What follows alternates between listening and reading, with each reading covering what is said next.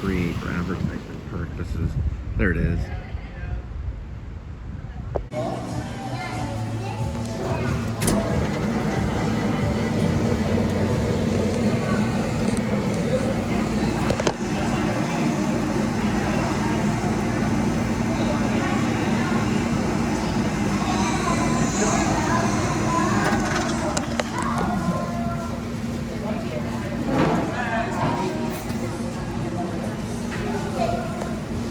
So they have this thing right here called vanilla.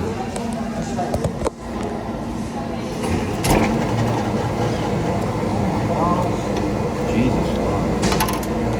Yeah, it's kind of messy. I'll have to get rid of that thing right there. A little soupy on that one. Goodness gracious.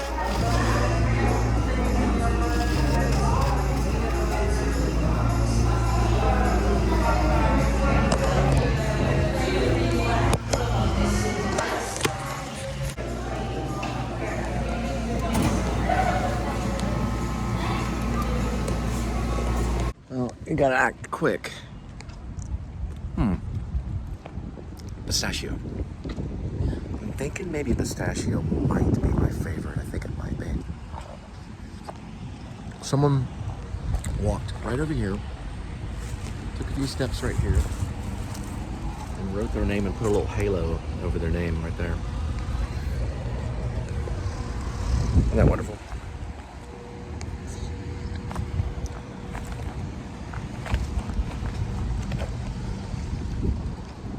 Yeah, pistachio is definitely pretty good.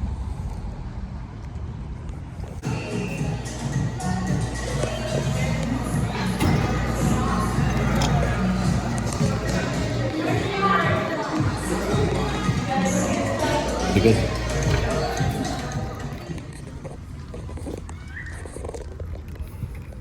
Does taste like cheesecake. Did some production when I lived in the Ridgely area of Fort Worth back in 2007 through 2009. Also, I acted in an independent movie called Backpage, and I played Gary, also known as Gary Lincoln, which is kind of a slang for what his real cast name, I believe, was Gary. I have to go back and look at the cast list. It might have been Gary Lincoln, but on Internet Movie Database, it's Gary. Well, that was the big independent film that we did. It was directed by a man named Hugh Richard Massey III. Hugh Richard Massey III. And the executive producer, or the producer, I guess you could say producer, was Angela Gant, who is a playwright in New York. She's in Samuel French. That's what I heard. She got published stuff in Samuel French. We're still driving. But regardless, she put some money up for it. She had some property, and they did it, and Ethan Norris was in it. He was the star, and I pushed Ethan pretty hard. Sorry about that, Ethan. Probably a little too hard, and he fell up against Angela's wall, and it made a dent in the wall, or cracked some of the wall, which probably hurt him a little bit. I got a little carried away. Back then, I was on Zoloft. I was taking Zoloft and went into kind of a rage. And then I digged in the dirt. I was doing homage to Peter Gabriel's Digging in the Dirt, if you wanted to know. But when I fell, when they dragged me, I passed out. So I was a male hustler going and flipping out. I didn't show all of that on the demo reel. It got 172,000 views on YouTube, but that was only a partial part of the movie. So it's not real, it was just a movie. But they dragged me out, and I'm unconscious, and I go where the garden is, or where this little area is that's kind of like a garden, or more like just bushes. And I start digging in the dirt with my nails. I'm taken from another movie, I think In Bruges or something. It's another movie where I saw it, I was taking it from another movie. But I digged into the dirt. I gotta think about what movie that was. It was around the time In Bruges was out. In Bruges is a Colin Farrell movie.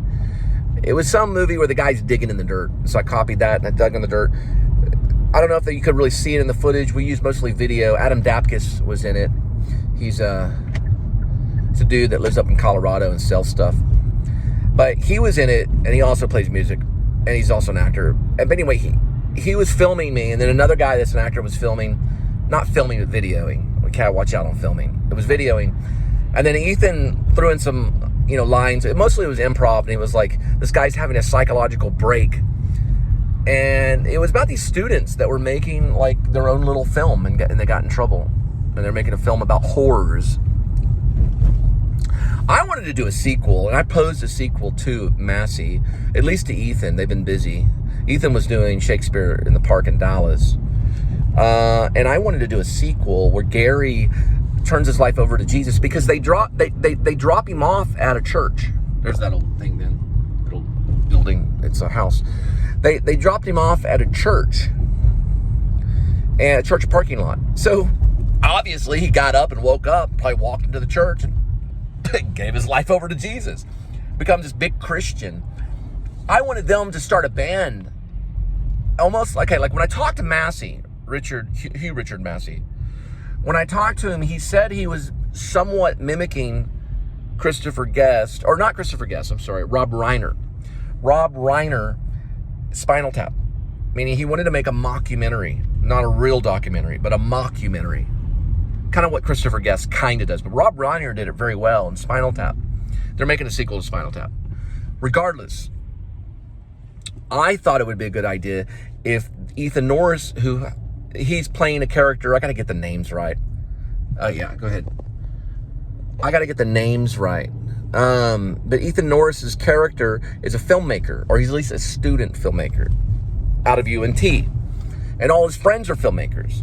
So they're all out of UNT, so they start a band. They get together as older gentlemen and start a bar band. And they try to sell it, and it's very much almost exactly like Spinal Tap, but only more country. It could be like a country band or something similar. And Gary comes back, Gary Lincoln, to visit him. And he's, you know, saved by the Lord. And he goes to talk to the guy, and because he thought it was a real thing. It was fake. See, they were making a student film. People are so gullible. Regardless, that's what I thought would be. There's a cat right over here. Thought it'd be a good idea. I'm still pitching it to them right now. It's a kitty cat. Pretty cute. I will not walk a pathway of the black cat. I will not walk across the pathway of a black cat. That's what I'm trying to say. No walkage of pathway across the black cat meridian. I don't do that. I don't. I'll turn the car around. He's safe. That cat's safe in the side yard or in the front yard. He's safe. So I won't pass the path of a black cat. Not the cross path. So if they go around this way, I'll turn around. I literally do that even today. I had a black... Oh, love you, Waze. Love you. I had a black cat. Could you imagine if Robin Williams was doing his routines and someone had a little thing that went beep, beep, to catch a word there and two? To catch a little word. I know this is crazy, but Jane Goodall ate at the Szechuan right off Camp Bowie. Jane Goodall did experiments with chimpanzees. She kind of figured out their behavior and knew they had warring clans and were killing one another, chimpanzees. So she studied war of chimpanzees, the warring behavior of chimpanzees. It was like a peace activist kind of thing. She was trying to study why people kill each other. And so she studied chimpanzees. They also made a movie called Gorillas in the Mist, and it was with Sigourney Weaver. Sigourney Weaver. There we go. It's a little bit better. Sigourney Weaver. Here she is right here.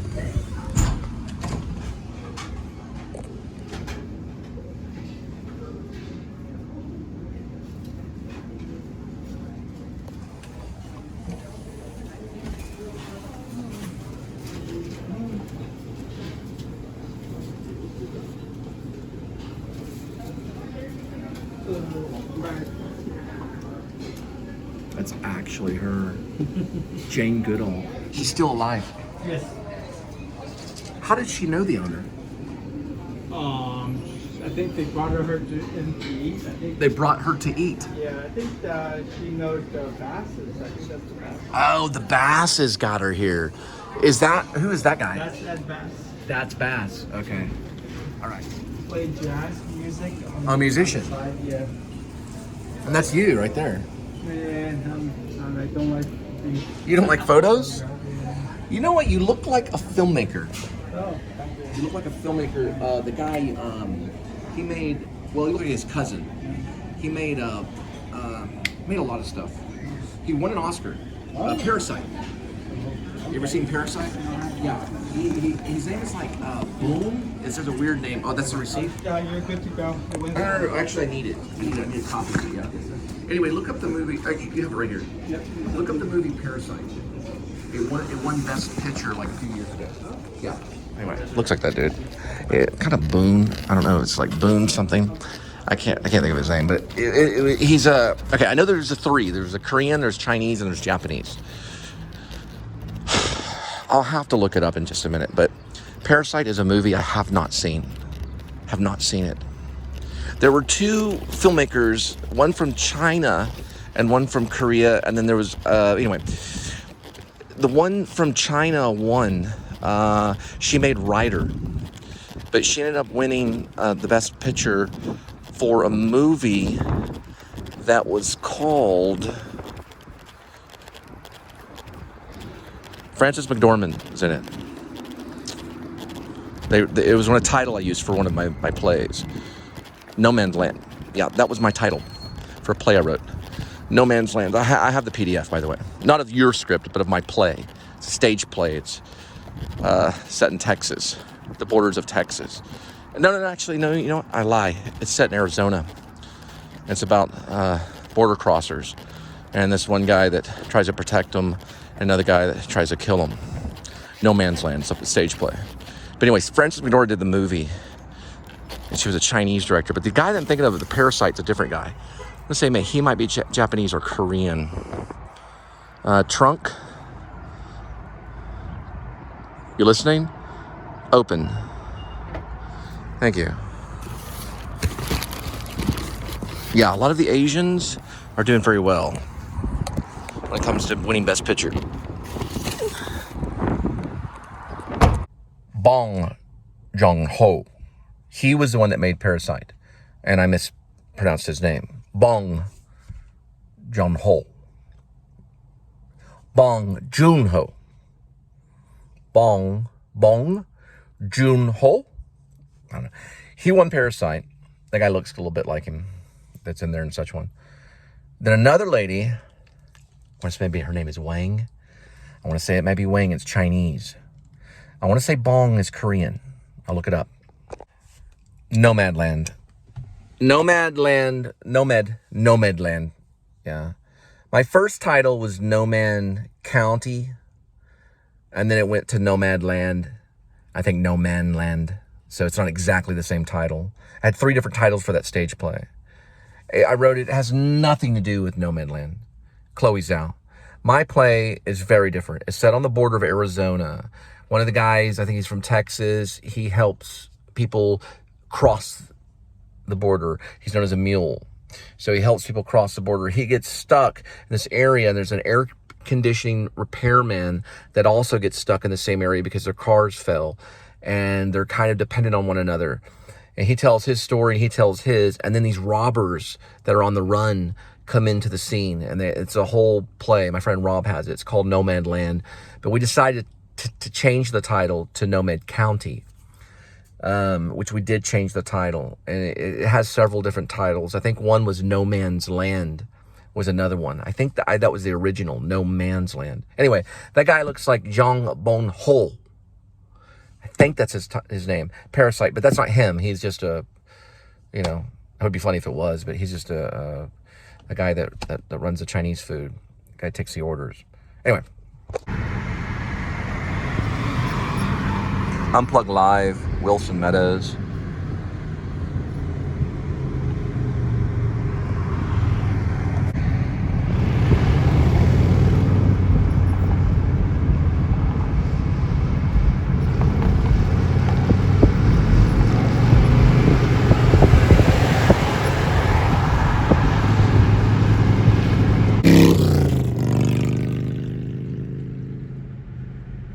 Not too filmy.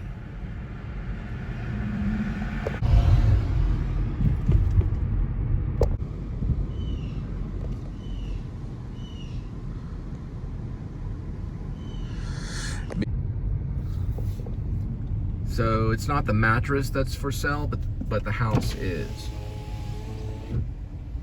That's an old tube television. Oh, is it Sony? It's Sony.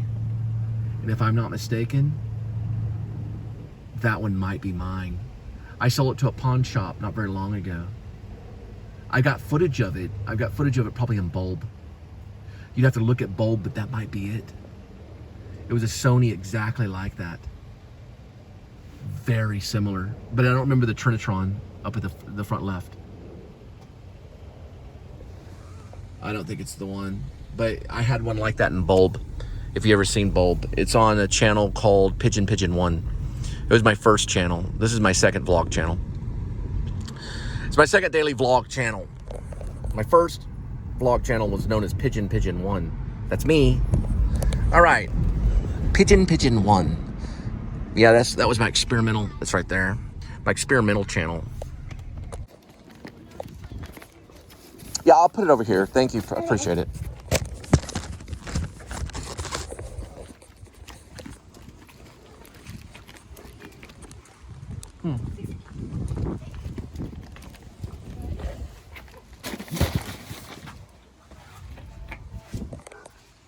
Thank you. You're welcome.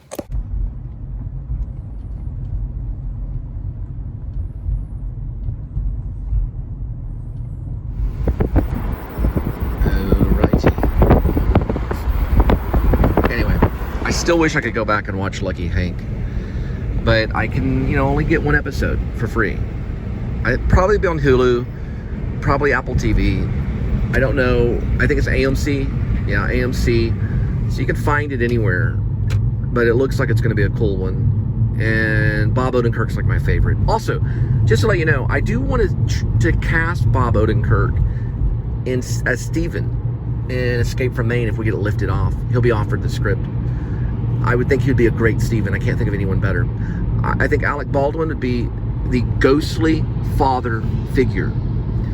I would play Jonah if Johnny Whitworth turned it down. I could probably pull off Jonah. I could lose the weight and pull it off. I could do that. It'd be tough, but I could do it. Johnny could do it. Johnny's great. He'd make it cool, is what Johnny would do. I might could do a version, though, where I play Jonah and Johnny plays me, or I play me and Johnny plays Jonah, because I can throw me in the mix, because I was really there. I was really there writing the book. That was really me typing. I typed the words into the computer. I really did that. So I could play me, as in Cole Spivey. I could just go around and vlog stuff and throw the vlog in the movie. I could just go to Maine, start off in Dover Foxcroft, and just start talking about everything and throw those sections into the movie. So you're watching a documentary and you're watching a narrative.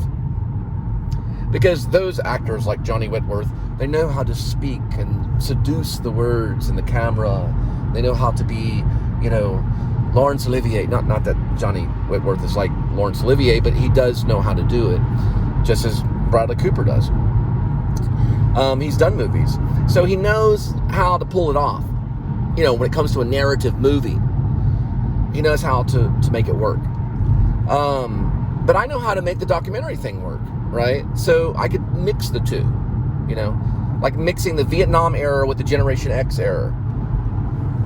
Regardless, it's still a cathedral, and I think it would work. Now, Bob Odenkirk, he could probably play Steven if he accepts. Alec Baldwin, if he accepts, could play the ghostly father figure. And there's a great scene. I'll write that scene up. Once I give him that scene, he'll be like, I'll take it. But I have not written it yet. Not the whole thing. So I'm working on it slowly. I need to get onto that because I'm doing the tunnel scene, which I haven't got to yet. But I'm going to get to the tunnel scene tonight. So you'll see the tunnel scene. I think it's like page 75. It'll be going up tonight. And I'll vlog it. And so you can read it and understand it. It's not all in one thread. I'm so sorry. I'm sorry the show's not all in one thread each night. It's not all one vlog, one 180-minute vlog or whatever it may be. Sorry. It has to be split up. It's difficult for you. I know. Life gets difficult. You have to press the button on the other one. Sometimes I put letters on there, but it all comes up on my channel. If you go to my channel, Cole Spivey, it'll all be in the right sequence. relatively. Now, to Bob Odenkirk, Stephen is not Stephen King. We do see Stephen King in it, but Stephen, the character, is not Stephen King. When Stephen King's character, it becomes part of it, he'll be called Stephen King. That would be offered to Bill Hader, because he looks like Stephen King, or a version of him. If Bill Hader accepts it, then he'll play Stephen King. Stephen is the mill worker. He's a different character, has a similar name. And surprisingly enough, in real life, looked a little like Stephen King. But regardless, those are two different characters. Stephen, the mill worker, is a different character.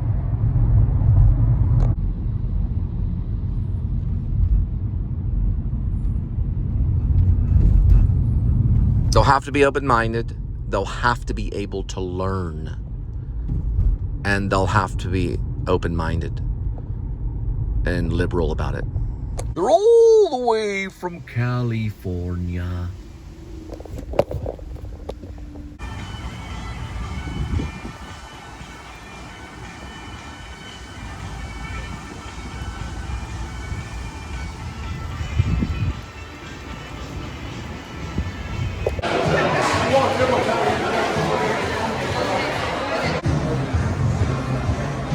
They were playing that guy Paul Simon, My Bodyguard. So I took my chips and salsa out here. And I'm gonna bring them back. So I'm gonna have some of my Coke Zero. If I did that scene right there, it blocked the content. At times, vlogging can be a protest. That way I was over there away from the music and they wouldn't be able to. Paul Simon, big time block content, especially My Bodyguard. Try Fleetwood Mac, they block it big time.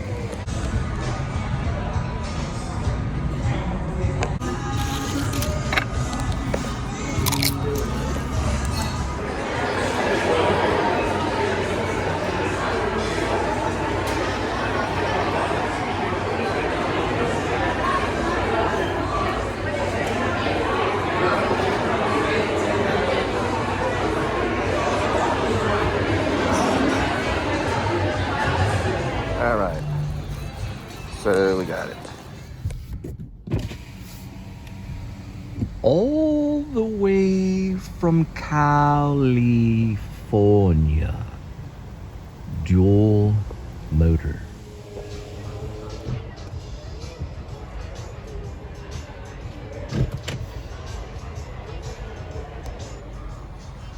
All right, boys, it's an 88 Oldsmobile. I don't know about 1988, but that right there says 88. 88S. Oldsmobile. You don't see a lot of them like that. Maybe a paint job and some body work, and we are good to go on anybody. It goes for anybody, any structure, anything in science, anything in nature. All you need is a good paint job, and yeah, it comes from any nuclear bomb, any missile, any type of jet, airplane, computer product. Just good paint job and a body work, and you are good to go. We might get to see it from the side. Now he's gonna try to get away. He's way down there. But he's going to take like a swift right. Or he's going to try to. At least the joke wouldn't have worked if he did. You'll see what I'm talking about. Paint job and body work.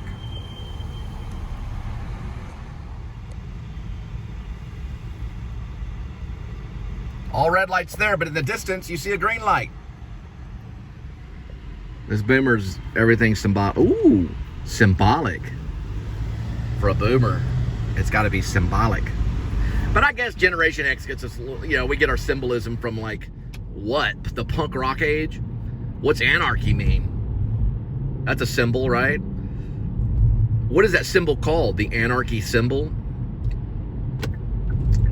Other kind of symbols look like broken crosses. Even Sid Vicious wore it. Was he a big Nazi? You know what I mean? The swastika was like a symbol in the punk rock age, and none of those guys were Nazis. They're actually quite the opposite. Where does that come from, you know? Is that the punk rock age? Look at a punk rock museum. Sid Vicious was not a Nazi. He was for the Sex Pistols. He was like a hippie with crazy hair. Well, with spiked hair. Ask Gary Oldman, he'd know. He probably didn't even know the Nazi Party existed. He didn't even know what a swastika was. It was like a monkey with a base. Slightly less intelligent than Adam the Woo. Sid Vicious. Imagine Sid Vicious doing a vlog. Oh, pissy! Pissy! My way! Oh, Sid Vicious! That's Nazi! We're gonna slam some heroin! I'm just joking. I'm just joking. We're clean now! Ah! Where's Mum? Come on, Nancy Spongin! Come on! Ah! Get my base!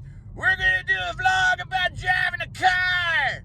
Funny, Sid Vicious doing a vlog, and all of a sudden, out of nowhere, today we're gonna look at Big Ben.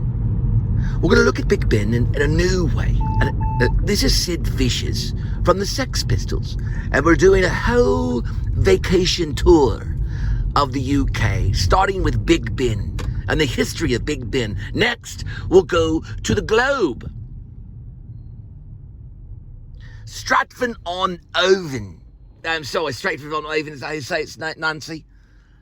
I don't know how to say it. Shut up. B-I-T-C-H. It's Stratford-on-Avon. Yes, we're going to Stratford-on-Avon. We're going to look where they did bear baiting when William Shakespeare was writing next to Charles Marley, the spy. Come on, Nancy. Shut up, Sid. To some, my dear, to some. Don't know if it's going to rain or not. 645 I'm going to drop this off at your doorstep at the name of Sid Vicious. I'm going to see if I can open these. Trunk open! Say here. I don't know, it's not in here. There we go. I love Tokyo. Right. I'm going to put on a mask here because we're in times apocalypse. I'm going to drop this off at your doorstep. Look at this thing, solar power. A freaking spaceship. Drop this right here. Right at your doorstep.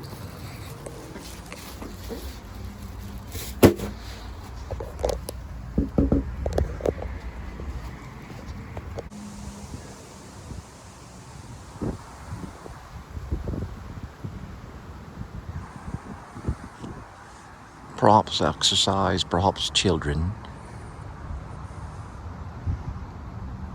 What'd you say? I would say about like for children or something. Dogs have lights on them. Just in case. Dogs walking around with lights. Well, those dogs have lights on them. Here we go. Drop this off this way. And we'll get on our way here. Oh, right, Nancy. Shut up, Sid. I was thinking about Thomas Wolfe, and he wrote all that by hand. See if the punks are out. This may be, I don't know, I can't tell from here. No, not exactly. They're like yuppie punks. But Thomas Wolfe wrote. Okay, I gotta go. Wait, hang on. No, I don't. Hang on. Okay, never mind. Yeah, thanks for the tip. Now, Thomas Wolfe wrote Of Time and River by hand. 5,000 pages. 5,000 pages by hand. Now you go, oh, you know, I know this one writer, though. His name is David Foster Wallace, and he did the same thing, only then he went to the typewriter. No, he didn't. David Foster Wallace did not write like Thomas Wolfe. Thomas Wolfe wrote a 5,000-page novel that was one of the novels. That was just one. That was of Time and River. Look, Come an Angel was thousands of pages, at least 1,000 pages or more. Of Time and River was 5,000 pages of handwritten material that's probably not around anymore. Who knows how much of that is actually digitized and able to read? Especially Look Homeward Angel, because Look Homeward Angel is not even O Lost. Look Homeward Angel is a version of O Lost. It's not even the real book. If you wrote a book today and it was 1,000 pages, they would probably be pretty impressed, especially if you wrote it by hand. But you don't have to write it by hands because not everybody has hands that writes books. Not everybody has hands. And some people, you know, like Stephen Hawkins had to write in some very strange way. Stephen Hawkins, I don't even know how he wrote his books. He wasn't really even able to move, but he was able to write his books very slowly. If there's something set up with another vlogger out there that's famous and he wants to make hints, okay, then I'm not going to subscribe to him because he doesn't know how to be direct with a name. A name is everything. James Lipton used to say that, my dean. A name is everything. And what's the whole purpose of the Christian religion? It's surrounded by a name. The Christian religion is surrounded by a name. His name is Jesus Christ. That's the whole purpose of it, is a name. And if you can't use names, then I won't subscribe to you. But if you can use names, then I will subscribe to you.